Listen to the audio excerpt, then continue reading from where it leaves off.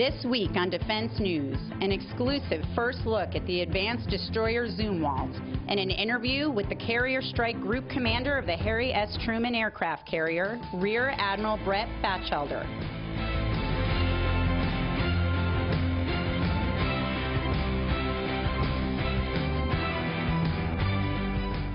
Welcome to Defense News. I'm July Toro. In this week's top headlines, spouses and children of service members and DoD civilians have been evacuated out of Turkey.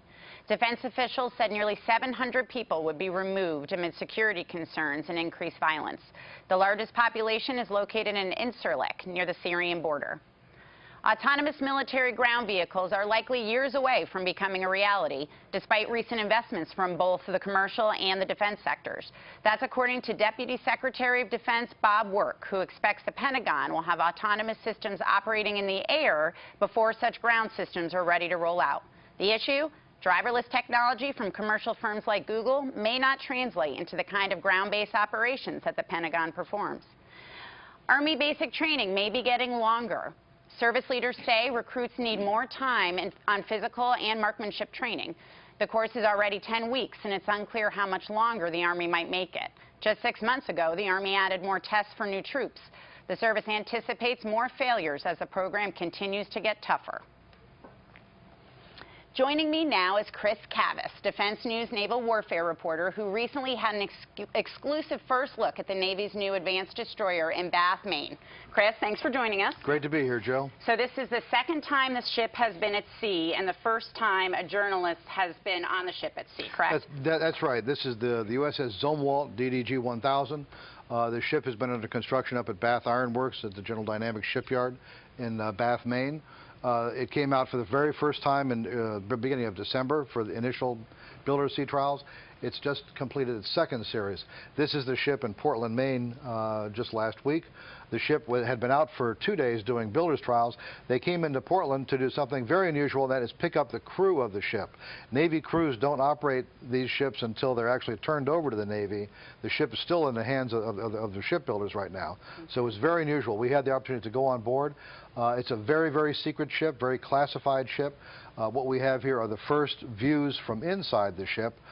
No video was permitted, but we do have some stills. So this is even the Navy's not been able to release their pictures of the ship yet. That's so amazing. believe it or not, this is something new. This is and inside the ship. This is a big passageway called Broadway, where they can move supplies up and ammunition. This is actually a feature that was on battleships that we built for World War II. Okay. The next shot will show you. This is the crew. The folks in blue there are Navy crew members. On the left is a member of the Bath shipbuilding team. And they're learning to operate the anchor. There's only one anchor, and it comes out the bottom of the ship. So it's a whole different arrangement. This is the first time the crew has ever gotten their hands on this gear to actually operate it. So they're actually getting trained. They're actually getting trained. Okay. This was a big deal for them, very big deal for them. The next shot. This is the hangar. This is looking out the back of the hangar. That's the hangar door, big two-piece thing. You turn it around. Next shot, we turn around and look forward, and you can see just how big this hangar is. Very large for a destroyer or a cruiser. Very wide and very high too. The next shot will show you that this is the boat bay that's in the aft part of the ship. Current destroyers and cruisers have nothing like this. Littoral combat ships have something like this, but this is a whole new feature. It's in the front there is an 11-meter rib, so about 34 feet or so long. There's space here for 2 of them on a ramp, and all the way at the end there's a stern door. The stern of the ship, and the ship's launch right out there. So I went down to the other end, took a shot forward. You can see in the next view, we're just looking to the forward end of this boat bay. Forward of that is actually there's a space for 14 SEALs. Special operations come on board. So this ship has a whole capability that doesn't exist on current ships. The next shot will show you this is the advanced induction motor. Wow. This is a whole new kind of motor that's put in this ship, but it has an integrated power system, 78 megawatts of power. And you can dial in, instead of having power just dedicated to the engines and power separate to run radars and things, most of the power in this ship can be directed wherever you want. So this is a key feature. Actually, at the bottom of that picture, you see that's one of the propeller shafts, goes directly in the motor.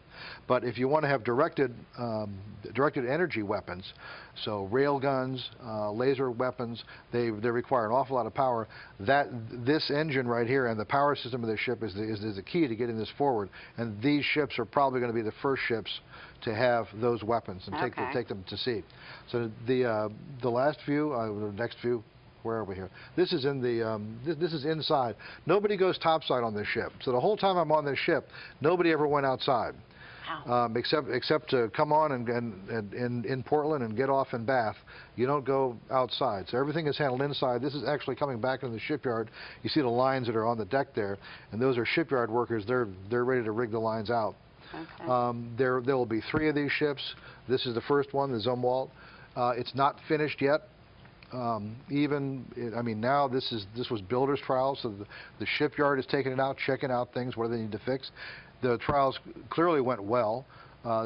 Nothing broke down. We didn't hear about anything, right?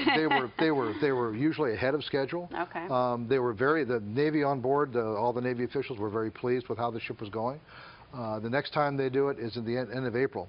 They'll go out and do acceptance trials. The Navy Board of Inspection Survey will come on board and check the ship out. If they like what they see, they'll recommend acceptance.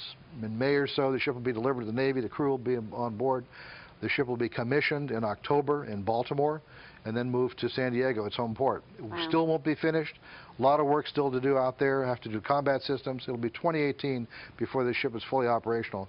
But it was very exciting to see the ship at this stage. Oh, what an amazing experience. It was. Thanks for sharing with us, Chris.